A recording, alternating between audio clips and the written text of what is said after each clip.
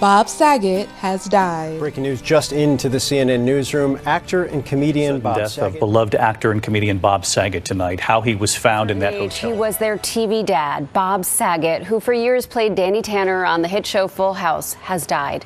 He was 65 years old. His body was found in a hotel room in Florida, with police saying no foul play or drug use was suspected. I ain't scared of you motherfuckers. I'm gonna tell you something straight off the motherfucking press. I ain't coming for no foolishness. By the way, were you friendly with Bob Saget? He's somebody you knew, right? Yeah. Yeah, we were at shows together on television. We used to do press junkets, man. It's crazy because the dude that you see on TV, that's not who that was. Not at all. Yeah. That the father on Full House, no, this is a different dude off stage. we both were. You know, when we would see each other off stage, we would just cuss each other out. You know, he was an interesting guy. But what's crazy, man, my staff just told me today, he just emailed me 2 days ago. Oh, boy. Yeah. And they read the email to me this morning. Oh, boy. And he wanted me to come do this new podcast he had, man. And he really respected the moral stances that I take. And he was just talking about all the good times we had. And they read the email to me. So it was a little hard, man, today. Yeah. You know, he was a great dude, man. Great. It's hard for me, too, because he didn't ask me to do his podcast. I'm realizing now that he only respected your moral stance. This is not a tribute, Jimmy. You don't do the tribute and slam the dude at the same time. I know, I would never slam Bob. Bob had the darkest sense of humor of any nice person I ever met. It was for real. It was shocking, too, wasn't it? Shocking dark, yeah. And not just profane, but also very twisted and very fun to experience. Yeah. Well, Saget, you knew Bob. I know you knew Bob. I did know Bob, man. That one hurts, you know. It hurts a lot. I just saw him, you know, in LA when I caught Bill Burr at the Comedy Store, and we all went backstage to pat him on the back. He's just incredible. And Bob, you know, walked in the room, you know, and he was just always, you know, gracious and, you know, always I get surprised when people call me by my first name. You know, it's still to this day, especially when they're famous, like Bob Saget, you know what I mean? Just, he never put that air on of, you know, being a diva or anything like that because of his status. He was just a genuinely great person. Hi. Before we start the show, before the audience shows up, I wanted to say a few words about Bob Saget. If you read anything about Bob online last night, if you saw any of the many thoughts from people who knew him personally, a word that came up a lot was the sweetest. And Bob was the sweetest. He was the sweetest man. And the reason people wrote that is because it's true. It's the best word. If you had to pick one word to describe him, that was it, the sweetest.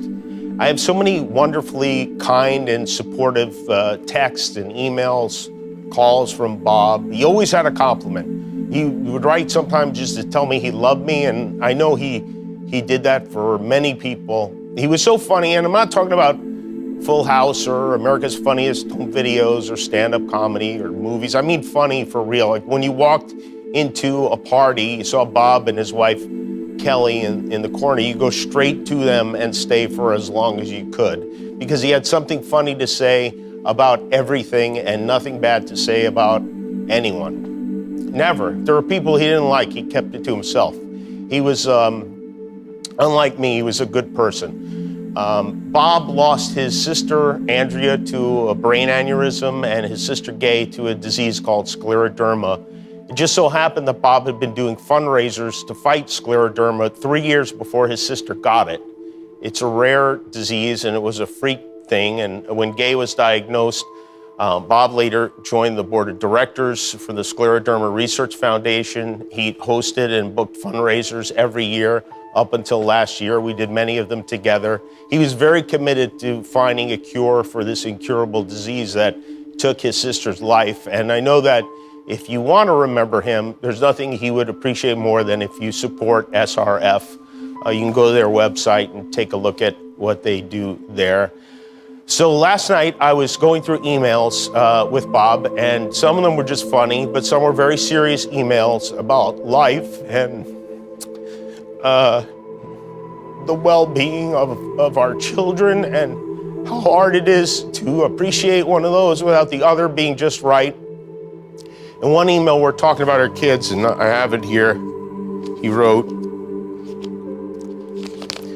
one night soon, let's go out and have some meat and some good damn drinks and talk about how lucky we are that we have them. And we did do that many times. When my son was in the hospital, Bob checked in a lot. So I want to send love to his daughters, to his wife Kelly, and to his friends who loved him so much. He was very kind to everyone, and he had no problem telling you that he loved you and what you meant to him.